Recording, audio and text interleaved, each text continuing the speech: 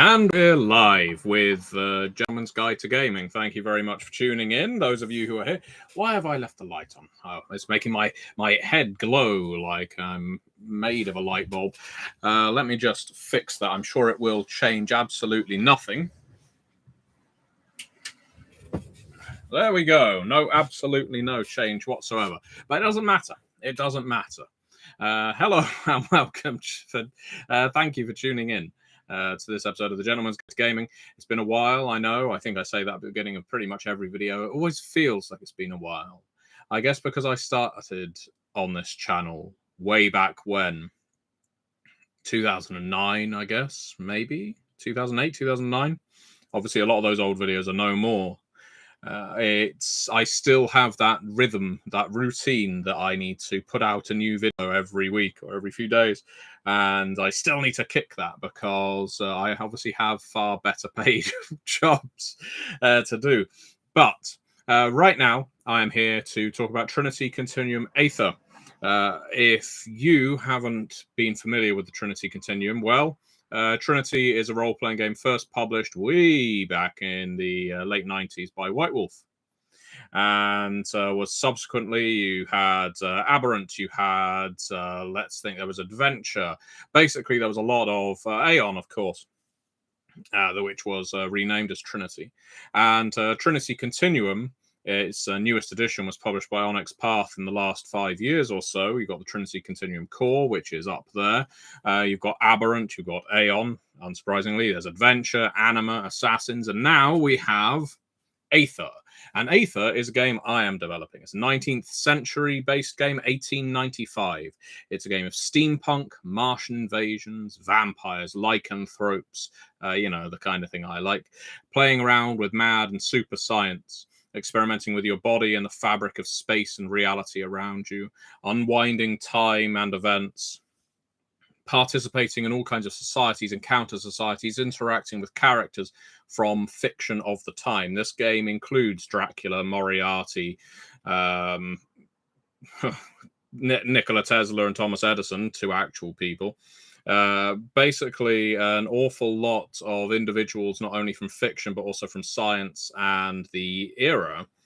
And it's a game in which you play Aethernauts, individuals who experiment with the Aether and can start manipulating their own luck, their own chance, their own skill, all the way through to starting to alter the laws of science, all known sciences, and going through yet to changing their own bodies, ingesting the Aether, manifesting it inside themselves across this arc of starting as a squire, going through to a Gog, to a Magog. The good news is you can switch back and forth with some effort. So it's a game with an awful lot of scope. I've linked the Kickstarter below for anyone who is interested, because I would love it if you check it out. Myself and the writing team, the art team, we've all, in my opinion, done great work on this book. It's a bit out of my wheelhouse because, you know me, I'm usually there in horror or in comedy with World of Darkness and They Came From. Aether fits somewhere in between because it's pulpy, it's science fiction-y, there's a bit of fantasy, there's Journey to the Center of the Earth stuff in there, so there's a bit of B-movie aesthetic too. But you've got that lovely Victorian era aesthetic going on, along with, of course, the steampunk trappings, the glowing green power, and Martians from War of the Worlds invading during the course of the game. So there's an awful lot going on there. And yeah, if you haven't checked it out yet, please do so. Back, whether it's for the PDF or a hard copy, I would love your support. It would be much gratefully received. And now I will have a look, because I can see there are already some questions from Skeleton King. I do like your books for V5, but if I may ask, if I made 3D video game guided by your core book, is that okay to you? I don't know what you mean by that. You may have to clarify. It's not up to me if you make a Vampire the Masquerade video game. That is up to Paradox. They own the license. I am just an author, just a developer, just a freelancer. I sign a contract, and once my work is done, it is no longer my work. It is the property of the company I wrote it for. So if you want to make a Vampire the Masquerade video game, you should do that, but with Paradox's approval. James Ellsbury says, sounds very League of Extraordinary Gentlemen. It is, undoubtedly, that we're not trying to shy away from that. There's a strong league feel because characters like Mina Harker, the Invisible Man, Captain Nemo, etc., do show up. Jekyll and Hyde, of course, and his Explorers of the Unknown. That's a prominent counter society in the game, an antagonistic group that you can play members of, who, as you would expect, are experimenting with their bodies in rather unhealthy ways. It's a game that I was thinking on for a very long time, honestly, because I wanted to create something that played around with War of the Worlds. It's ever since I was very small, I absolutely loved Jeff Wayne's War of the Worlds. It was one of the very first records I listened to on my dad's record player. Still got that record. It's almost within reach of me right now. And I remember the art within it just completely grabbing me. The music, the ooh-la of the Martians just really struck me. And I remember going to Rich Thomas, the creative director of Onyx Path, and saying, I think this is public domain, not the musical, but War of the Worlds, H.G. Wells' War of the Worlds. So what can we do here? We could make an RPG using this property. And we started discussing a little more widely, how about fitting this within the Trinity Continuum as an 1895, late 19th century era game?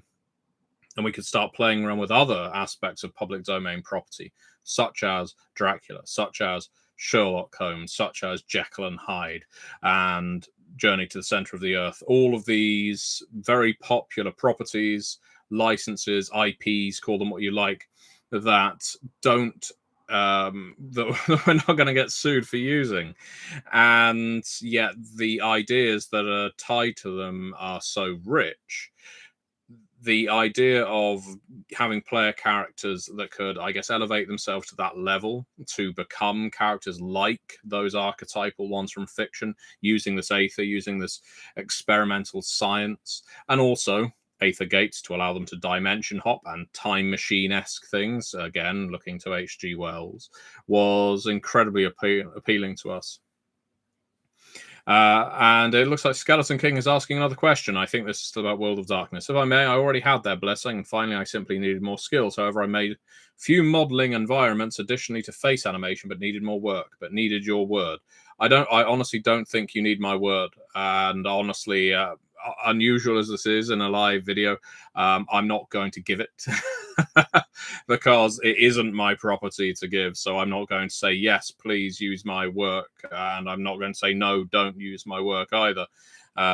It genuinely is not my position to say. If Paradox have given you approval, that is all the approval you need. I don't have any ownership over anything World of Darkness that I have ever created. And Vigil has tuned in now to say, 11 years ago, I watched the gentleman's video on Malkavians, and now he's streaming live to 8 people. I don't know why I'm here, but goddamn, I loved your Vampire the Masquerade videos. This is the problem. I'm very spontaneous when it comes to these things. I'm sure if I posted something on my channel, I may well do so in the next week or so, saying, hey, tune in at this time on this date. We might get a few more people. But as it turns out, when you spontaneously decide to do an AMA and a Q&A Trinity Continuum Aether video in mid-afternoon UK, late morning America, not that many tune in, especially in the middle of the week, but that's kind of what I'm like. Yeah, it's been a very fun time making videos about vampires and about the other role-playing games I've worked on. Of course, at the time when I did Gentleman's Guide to Vampires, I wasn't working on Vampire the Masquerade. That came later, and since that time, of course, I've actually developed Vampire the Masquerade. I've been the developer of the game. I've written lots of books for it, or co-written them. And it has been a journey. Now I am largely concentrating on other games, like They Came From games. They have a special place in my heart. If you love horror, like Hammer horror movies, that's what Beyond the Grave is. Beneath the Sea is 1950s B movie games. They're both very popular. They've done very well, and I'm very grateful for everyone who supported it.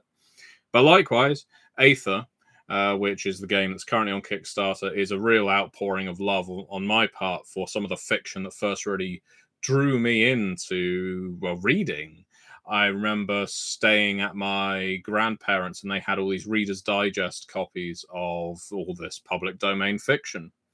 And I would stay there overnight, and I would take a book off the shelf, and I would read one of the many cases of Sherlock Holmes, or I would read Bram Stoker's Dracula. In fact, that is the first. I've only just realised that that's the first place I read Dracula. Wow, I only just remembered that.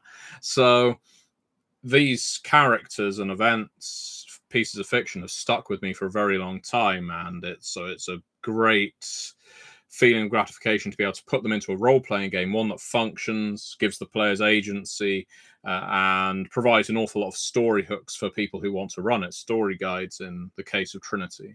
So yeah, if you want to support me, if you're a fan of my work, I thank you very much. Thank you for watching the videos, but please do consider supporting the Kickstarter, because it is linked below, and any support we can get, no matter how small, is appreciated.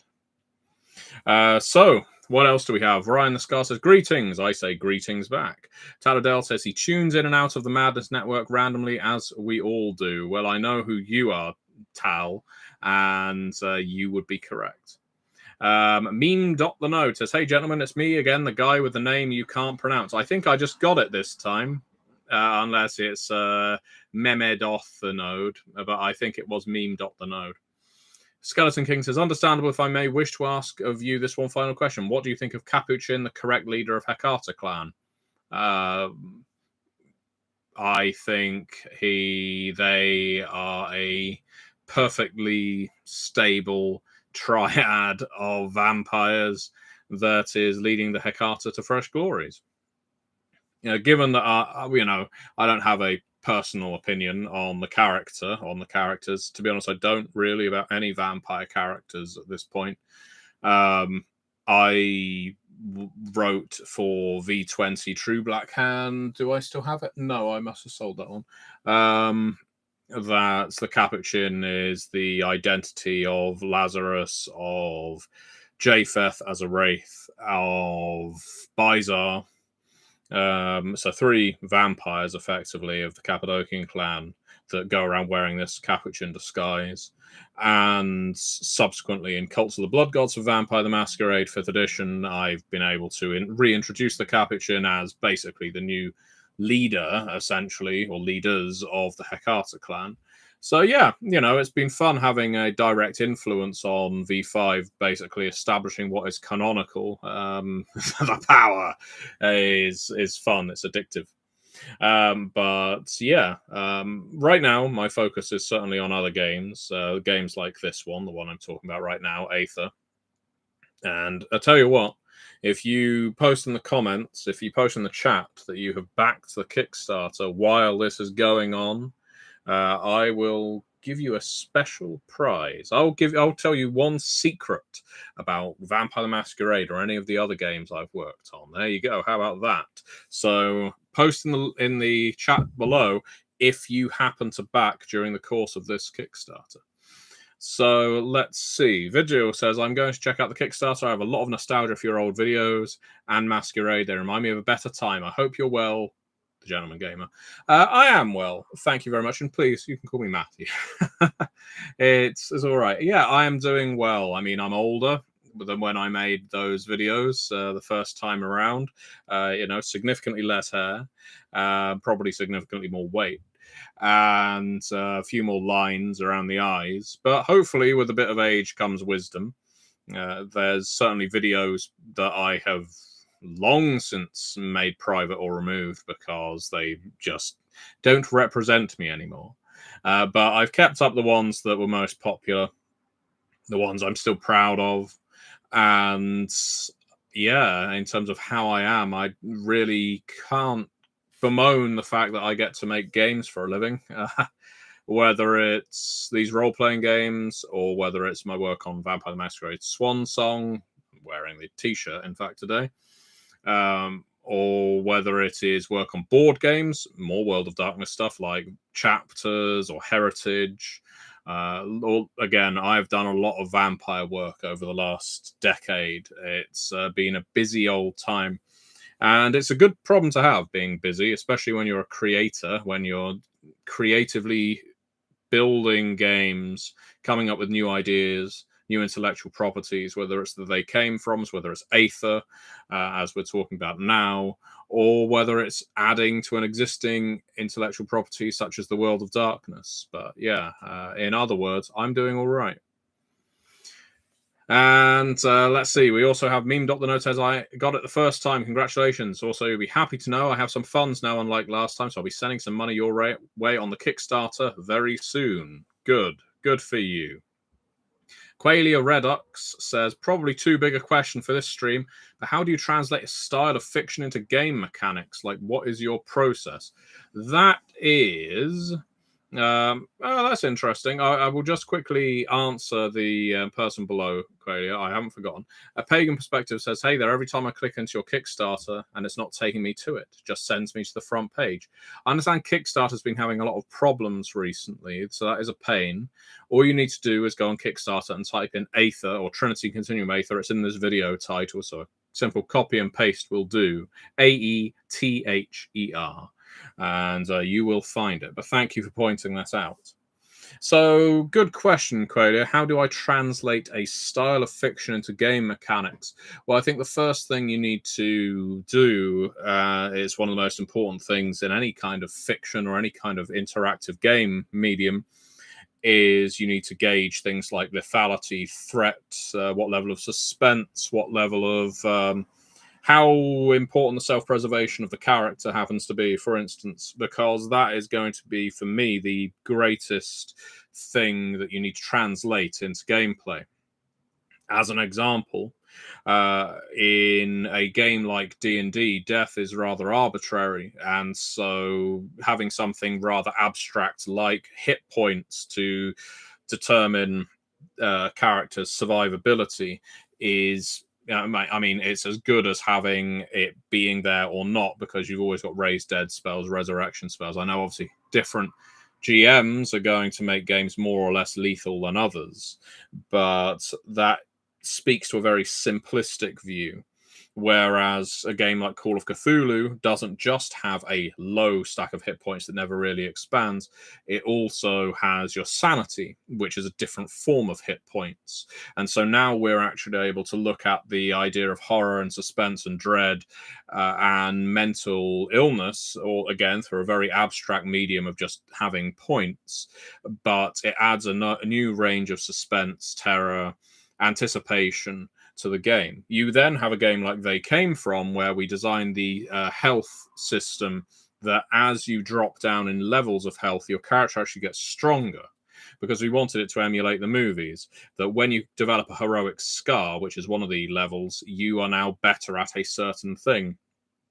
And it goes on until one of the levels is death scene. So you actually get a moment where you can talk. Doesn't matter what's going on around you. You can just talk about what's happening. You can make a final statement. You can swear vengeance. You can ask this person to tell your wife you love her, that kind of thing, and then keel over.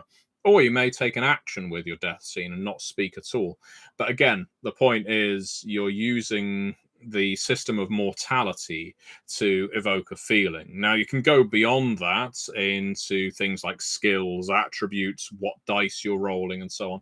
But at its heart, I find that a lot of games, especially for people who have come to role-playing games from board games or video games, are going to see a character first and foremost as something that is, I guess, an ersatz living being that you want to preserve to tell a story. So you need to calculate how important is the preservation of that character, what do I have to do to maintain their mortality, and ultimately what kind of things can risk that mortality's loss. But yeah, this is the kind of thing we can go into in more detail, I'm sure, should we chat at some point, which I believe we're going to.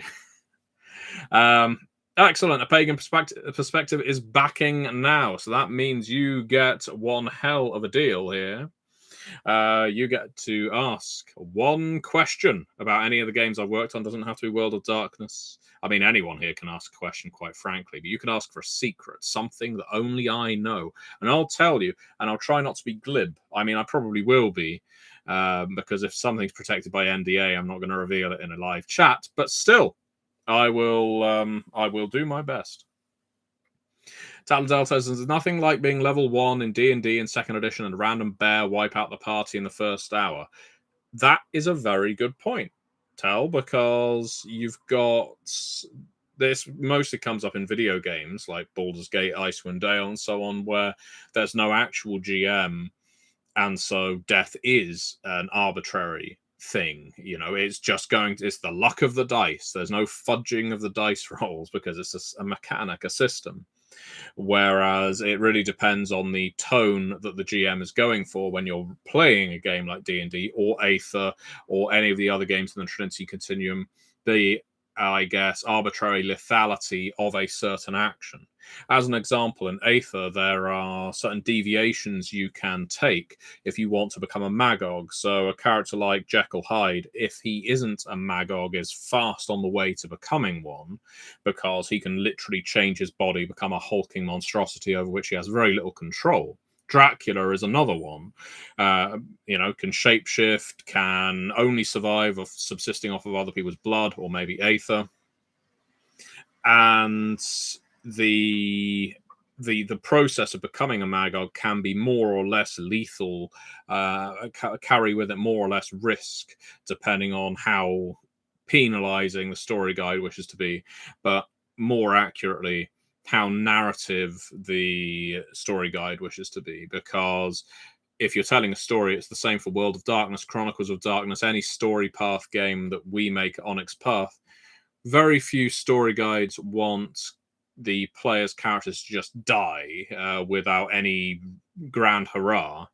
And so sometimes you need to build an escape route. Sometimes you need to, as a story guide, you need to give them a few off ramps, as it's called in politics. You need to provide them with a MacGuffin. You need to have the villain threaten them and then leave. Just, you're not worth my time, that sort of thing. So you can still impart the danger of dealing with this particular antagonist without just saying, haha, all the work you put into that character has now been wasted. I know that if I was playing a game of Aether and I'd spent absolutely ages creating my character, who was a member of Tesla's, the students of Tesla, or Edison's Unwinders, and I've played that character for 3 sessions, I'm really getting into it, and then they die because they trip over and fall down a hole, that's not going to leave me feeling very satisfied. And I think that's... to be honest, that there's a certain obviousness to that, because we see it a lot with OSR games, the old school Renaissance, the sort of classic D&D style games, where they go in with a certain mentality of, this is a game where you are likely to die. And for some audiences, that is absolutely fine, because you go into it being aware of it. But if you were to start up a game of Vampire the Masquerade and you were given the impression that this is going to be the normal kind of chronicle where you're going to go through highs and lows, tragedies and horrors, just getting hit by a car and your final death emerging is going to be pretty boring. Apologies for the person bouncing the ball outside. So let's see, what other questions have we got here? Skeleton King says, this is the final question from me. Your own opinion of Gehenna versus the Beckoning. I think both can happen and both have happened. So that's that. Gehenna happened. It just wasn't in the form everyone expected. And thank you, Qualia Redux, for saying my answer was very interesting. Oh, a Pagan Perspective says, what is my favorite horror RPG and why is it Call of Cthulhu? Lol. So should I answer honestly? I do actually have multiple answers to this, so sorry, I can't just give you a single answer. My favorite personal horror RPG to run, to play, is Wraith the Oblivion. Always has been. I imagine it always will be. I think there's just something innately human and something every player can grab onto with Wraith, because everyone knows something about death. Most people have had a relative or loved one who has at some point died. Most people will have mourned somebody. Most people will have heard about someone dying in the news, at the very least. And so I think there's a deep personal attachment when you play Wraith. I think you can explore an awful lot of personal horror through Wraith, more than you can through the more overtly supernatural games. And I know it's a game about ghosts, like Vampire, like Call of Cthulhu, like Delta Green, and so on, or Alien. And that's not to diminish any of them, but Wraith the Oblivion for me is really the ultimate in horror RPGs from a mood perspective, I guess, as well as I love the setting. I'm running a chronicle of it right now for some of my Patreons. And if you're interested in signing up to play games with me, the link is below. You know, it would be silly of me not to hawk that. There are jets flying overhead as well, so I really chose an excellent time to record, didn't I? In terms of ease of running, I do choose Call of Cthulhu, because Call of Cthulhu is a game that I can come up with a plot for just like that. It takes me nothing. I can improvise Call of Cthulhu with literally nothing on the page in front of me. All I need to know is who the players are playing, and I will come up with a story for it. It's a kind of horror I can tap into very easily, building suspense for players, knowing the kind of things they're after or what their characters are looking for, or the kinds of horrors they may have already encountered. It's a very easy thing during character creation. You just say, what was your first exposure to the unknown, or cosmic horror, at which point the character or the player will speak for their character, and you've immediately got a plot, in my view, because that thing can recur. So Call of Cthulhu is up there, but I'm also going to give special praise in terms of fun, the most fun horror game, and this one's rather egotistical. I know I've developed for Wraith the Oblivion as well, and in fact, I've fully written a Call of Cthulhu book. I don't know if it will ever see the light of day, but Chaosium have it. It's probably They Came from Camp Murder Lake. I don't know if I have it to hand. I do.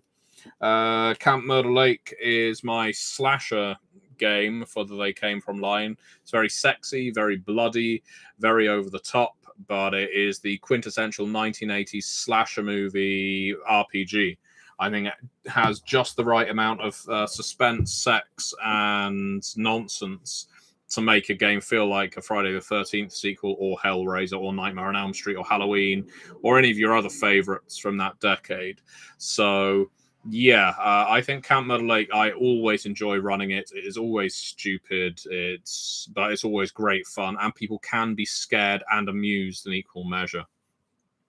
Luke the Goon says, been following your channel since way back in the RPG Brigade days. Good to see you're still at it. Thank you very much, Luke. If you enjoyed my channel way back when, do back the Kickstarter of Trinity Continuum Aether. Chris Jones says, what was the core inspiration behind the game and what led to the rest of the game? Core inspiration for the game was Jeff Wayne's War of the Worlds, not H.G. Wells' War of the Worlds, because, as mentioned at the beginning of the video, it was probably the first musical I had ever listened to. It was certainly the first record I ever paid attention to when my dad was playing it. The art on the inlay for that LP, again, I've got it, was just so gripping for a child my age at the time. I've always loved it. And so at one point, I was just speaking to Rich Thomas, the creative director at Onyx Path, and said, well, let's make a War of the Worlds RPG. It went further than that, of course, because not only is War of the Worlds public domain, but so much else from the 19th century and early 20th centuries is. And we were able to use all of that and then say, hey, this fits really well into the Trinity Continuum. Let's change this, let's add that. And it could actually fit in pretty well. Chris says it feels different to other Trinity settings because of the inclusion of fictional characters. So which was the key?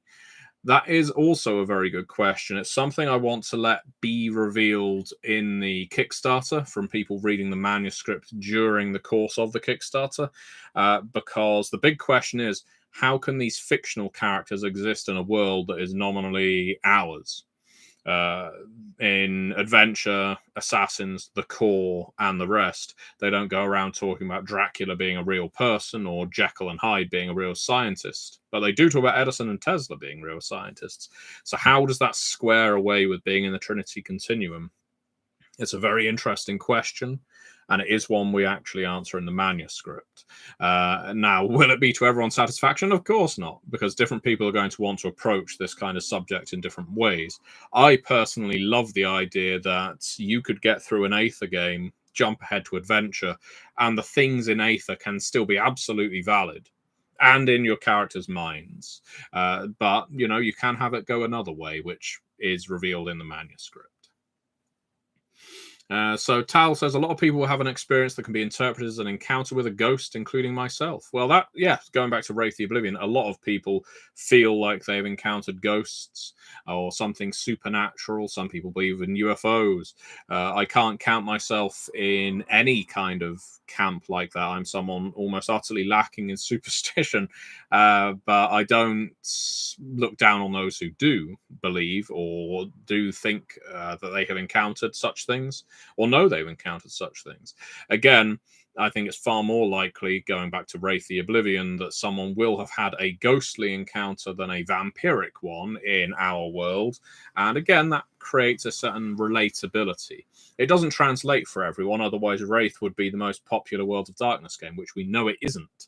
But, I do think that if everyone who played Vampire actually went on to play Wraith, it would actually make more people love Wraith. A Pagan Perspective says, need to try Wraith only played Mage, Vampire, and Werewolf. That is a pretty typical range, A Pagan Perspective. Most people have only played Mage, Vampire, and Werewolf. Wraith is a great addition to that lineup.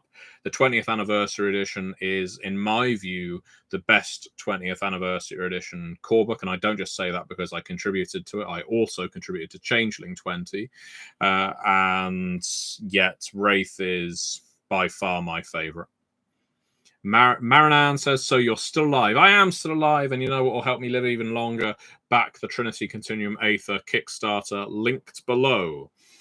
This is an AMA, so you can ask me anything, at least for the next 10-15 minutes. Then I've got to actually walk off and run a game for someone, which I'm very much looking forward to. But yes, please do consider backing Aether.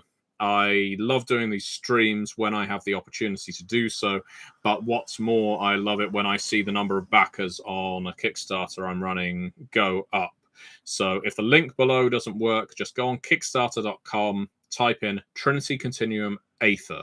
It's in the title of this video, so just copy and paste it, back it. It doesn't matter how little or how much. Your backing is greatly appreciated. And if you back it, tell me in the chat below, because I will give you a prize, a gift. Marinan says, I even forgot what your channel was like. It's pretty much always been like this. Me, books behind me, talking about role-playing games. There's not been much variation. Sean Helton says, how long does it take you to produce it? Was this years in the making? That's a very good question.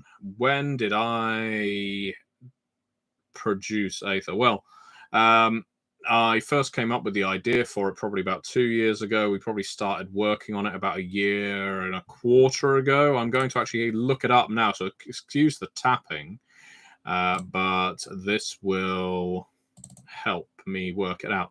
Okay, so the first drafts for Aether were coming into me in about August last year. So it's not been a bad turnaround, actually, because I would have got red lines, the red line drafts back out to authors shortly after that. And so then they would have turned them into finals. I would have developed them. And so here we are. So to get it to where it is now probably would have been just over a year, beyond concepts alone. Chris Jones says, I can confirm Camp Murder Lake is bloody good fun. Thank you very much, Chris. You know all about the funk and the punk and fusing the two together. Marinan says, do I have any experience with Pathfinder out of interest? You can't see it, but I've got Pathfinder books up there. I've still not played 2nd edition Pathfinder, but I do prefer running Pathfinder to D&D personally. It's my preferred of the two games. I do think D&D 5th edition is a great game in general. But yeah, Pathfinder for me it speaks to me a little more. I enjoy the granularity of it. And I'm not a mechanics obsessed person. I don't think a game has got to be crunchy, as some say, but I do like Pathfinder's level of that. Tal says, I found the secret World of Darkness is that you need to find the right GM or storyteller to pair with the game, Wraith, Werewolf, Demon the Fallen, in order to enjoy it, since it's not a linear game to run. In that, I think you are absolutely correct, Tal. I have played games of Vampire, especially with people who were definitely not set up to run it. And the game paid a price for that. The game tended to be quite short-lived through no fault of the players. Now, don't let that dissuade anyone here who is aspiring to run a game, whether it's a World of Darkness game, whether it's Aether, or any game in the Trinity Continuum, D&D, any game. You have to find your feet, you have to find your voice, and I don't want to sound too artistic or pretentious, but the best way you can do that is you go on somewhere like the Onyx Path Discord. And if you're not on the Onyx Path Discord, I very much recommend joining, because it's a great place to go. In fact, I will link it. I will link it right now. Again, excuse the clicking. There you go. I've put it in the chat. You can go in...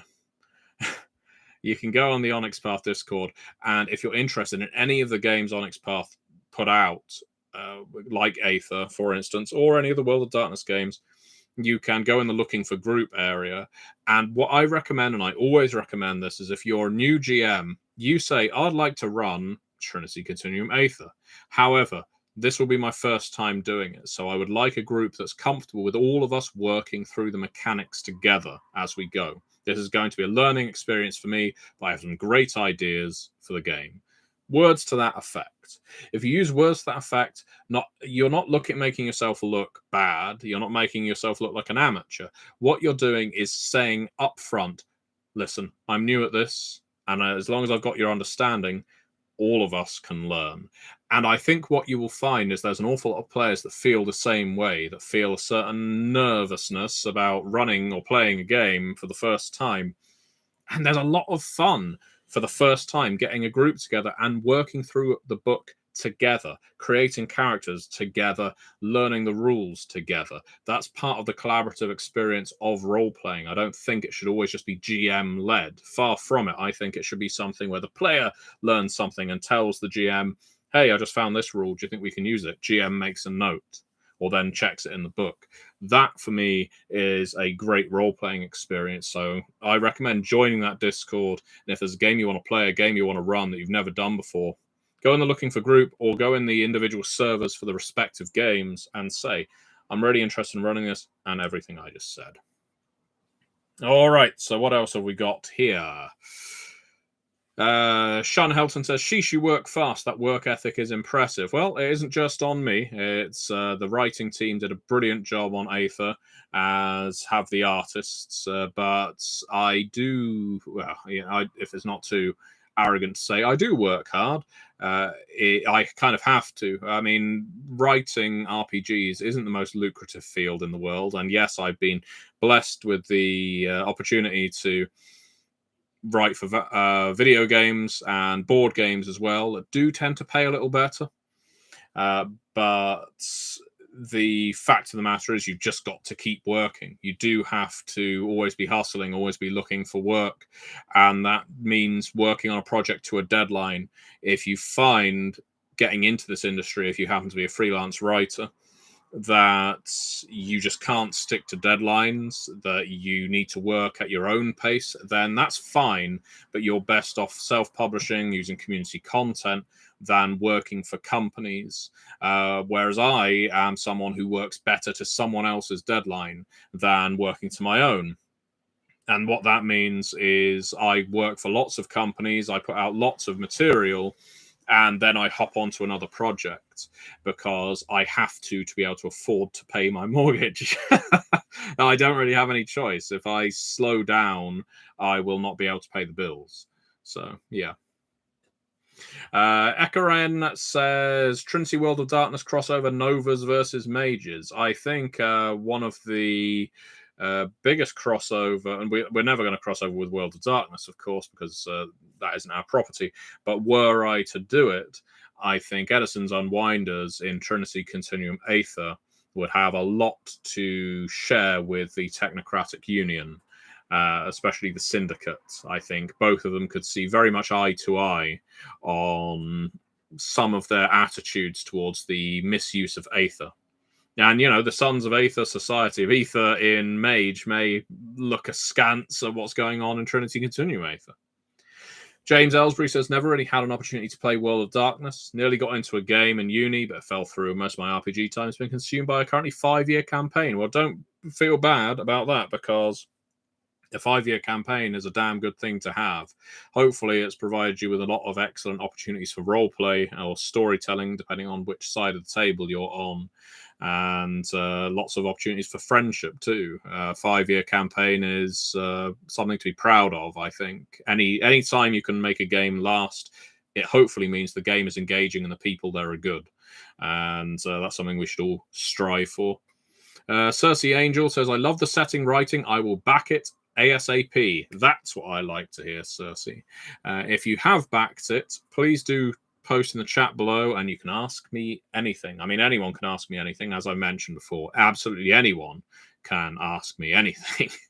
But you can ask me something special. You can ask me for a secret about any of the games I've worked on, and I may well give you one. What do we have here? Hej Sant Zoo, I will guess at. I did not know you worked on Swan Song, Matt. It's Matthew, but I'll forgive you. Defo have to buy that one. I have a spare copy of it somewhere. I mean, I'm not offering it to you. Look, and I've got my little swan.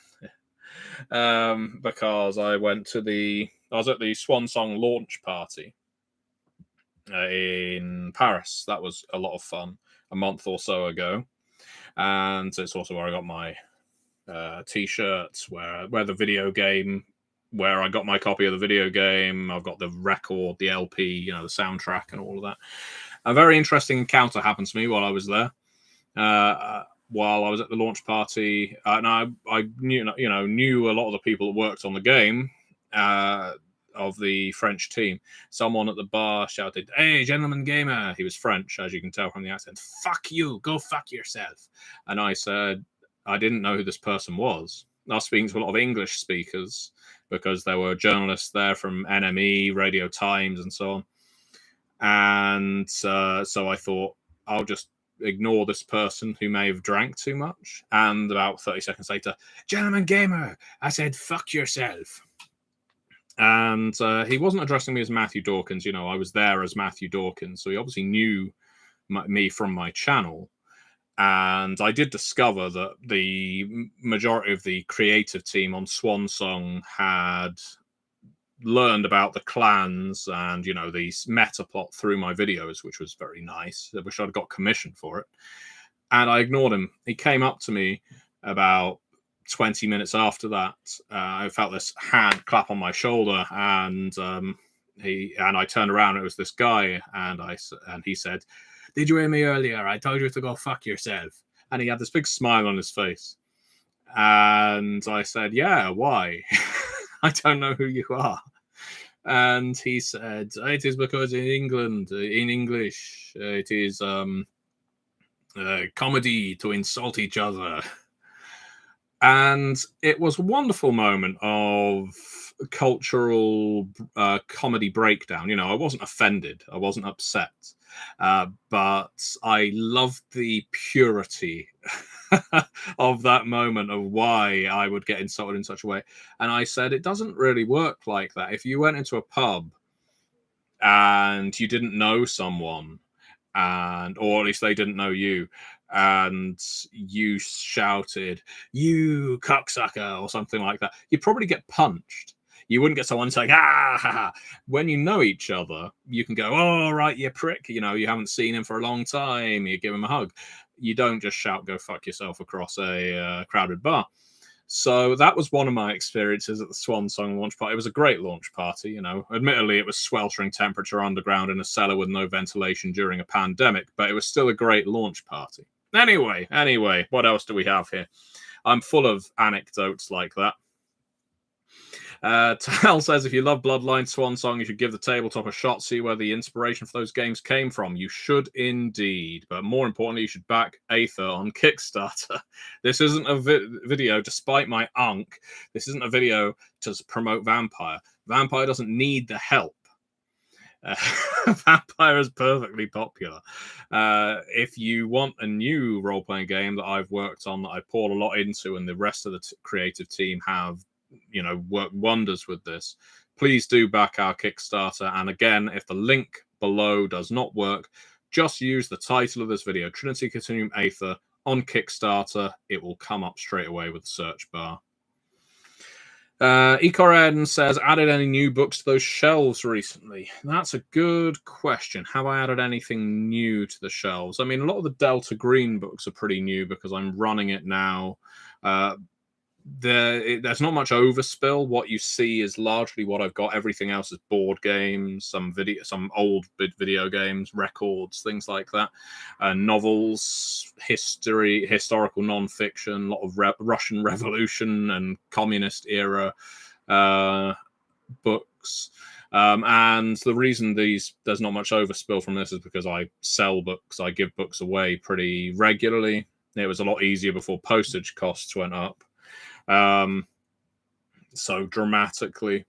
So yeah, you're never going to get a big tour of the room and see even more books. There's a lot in here, but the role-playing games, well, except for shelves above and below, is pretty much all there is.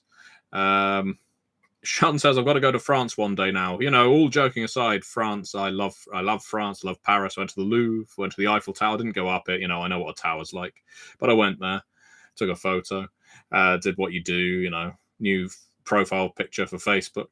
And the one thing I found was, you go, I stopped learning French when I was at school. I've been learning Danish more recently for over a year, but I'm learning French again now. It reignited my interest going there. And I thought, the Parisians are well known for being an accepting, tolerant people. Especially of people that don't speak French. So what I'm going to go do was, as soon as someone spoke to me in French in a speed I didn't understand, which was likely, I would say, je suis anglais, mon français est très mal. And that was because at school we were taught mal meant bad, not knowing mal meant evil or ill. And so I said it the first time, excusez-moi, je suis anglais, mon français est très, très mal. And the woman said, non, your français est très mauvais, because mauvais actually means bad, as in not very good. And so it was a good way of highlighting that my French wasn't good. But the good news is, if you go in with an attempt at the language, and I think the same rule applies most places where they can speak English as a second language, if at least you apologize, at least you give it a good try and try and do it with a bit of an accent, they will then say, oh, it is all right. Let's speak English instead. It will be easier for you. And so, I conducted some conversations in French, but not much. Anyway, we have a question about Aether, thank goodness. Sean says, can Aether cross over with other World of Darkness games? Not sure if someone else asked that. Well, Aether isn't a World of Darkness game. It's a Trinity Continuum game. No reason why it can't cross over into World of Darkness. The storyteller system and the story path system present in Trinity are pretty close to each other. But I would recommend you just expanding your horizons and buying some Trinity Continuum books instead. Some of the ones I would really recommend are Aberrant, the Core, Trinity Continuum Core. Aeon is a great game as well. We've got Trinity Continuum Assassins coming out in print on demand very soon. It's currently available on print PDF. But do back Aether if you can. And let's see. I'll answer a few more questions. I'll answer 5 more questions. Then I'm going to have to go because, as I said, I've got a game I've got to run. So we have a question here that says, from Qualia Redux. That's not a question. Cersei says, I'm actually telling my friends about the game. They all know you. You're a TTRPG household legend, but they They too said they would back you. Oh, and I should be more active on YouTube. I should be more active on YouTube. I'll tell you what, I will do another one of these AMA videos in a week or two, and I will actually put an ad up on my YouTube. You know, you can do that on text. So if you're subscribed, you'll see it pop up on the front page occasionally, or your subscriptions. And maybe if I advertise it a little, we'll get more questions that aren't just related to Vampire. Not that I mind answering questions about Vampire. I am wearing the emblem. But you know, it would be nice to be asked more about Aether too. Aha! We've got someone who just backed the Kickstarter and has a question. Meme.the says, I just backed the Kickstarter, so here's the secret I seek from you. What was your least favorite project to work on? Ooh, that is a really good question. My least favorite project to work on. Wow. I mean, there's a lot. There's a few. It's different for different things. You know, maybe because my mind was in a different place, or I was just doing it to collect a check, as it were, you know, rather than because I deeply loved the game. I've probably got to look over my shoulder now at various games I've worked on and think, which one did I really not enjoy working on? Very good question.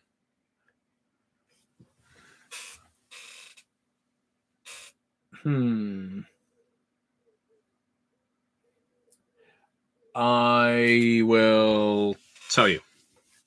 It's a game that was that ended up actually getting cancelled before release, so maybe this is probably the best way to do it.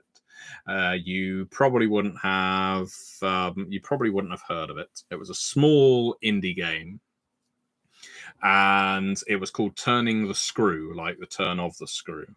And it was a game that was very condensed, you know, ideal for convention play or play with some very close friends. You weren't going to run a campaign of it. And it was a game that basically concerned sort of breakdowns in personal lives, breakdowns in relationships. It governed things like court cases over divorces. There was a lot of interesting components there. It was like a sort of parlor LARP thing more than anything else, but it was a tabletop game.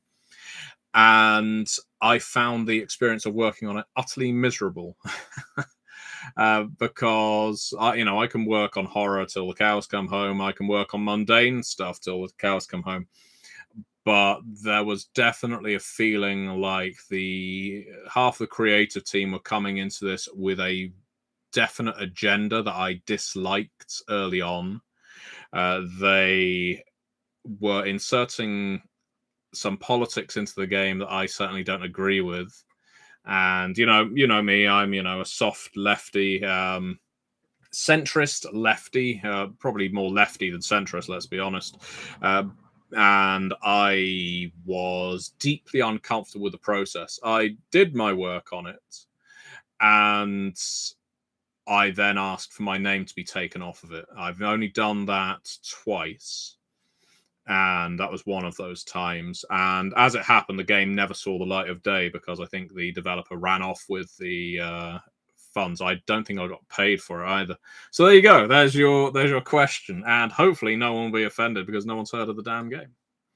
Tal says, just back the game myself. Always nice to pick up another RPG book to read.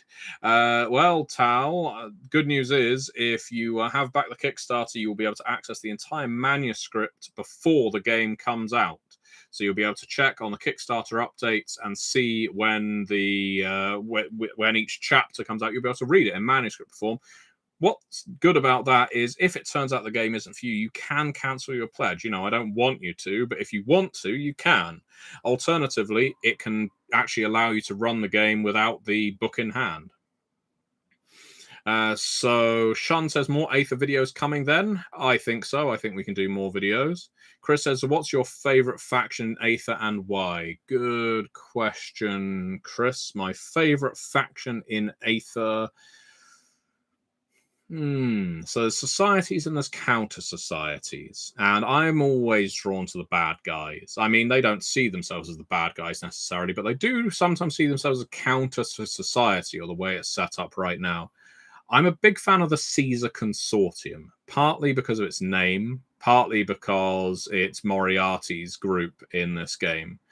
Basically, if you've got criminal masterminds in the 19th century and early 20th century, they are probably members of the Caesar Consortium using Aether to practice the grandest heists, murders, and kidnappings known to humankind. I love the idea of a Moriarty-led criminal network that perhaps spans the globe and even has Queen Victoria in hock to them. There's something delicious about that kind of criminal enterprise. So yeah, I'll go for the Caesar Consortium. And what's more, you can play members of the Caesar Consortium. Even though we have counter societies and societies, the counter societies are perfectly playable options. Tal says, is the Zimishi antediluvian really in New York? Was really in New York. I don't think they are anymore. I think it's long gone, and it inhabited someone else who then caught a ship and went elsewhere. Miss Palehand says, gracefully answered. Did you work on the game? Now, I'm going to go because I've got a game to run. So I am going to sign off and once again say, please do back Aether. It would mean the world to me if you do. If you are backing this after this live AMA is done, please post in the comments below and you can ask a question there. I will answer it. Alternatively, I will be back in a week or two to do another one of these AMAs, and hopefully I can even advertise it beforehand and maybe get some more people online to watch. So thank you so much for watching. Anyone who's already backed their project, thank you so much for supporting. Everyone that has subscribed to my channel, thank you so much for supporting me for so long. And do have a good rest of your week and weekend.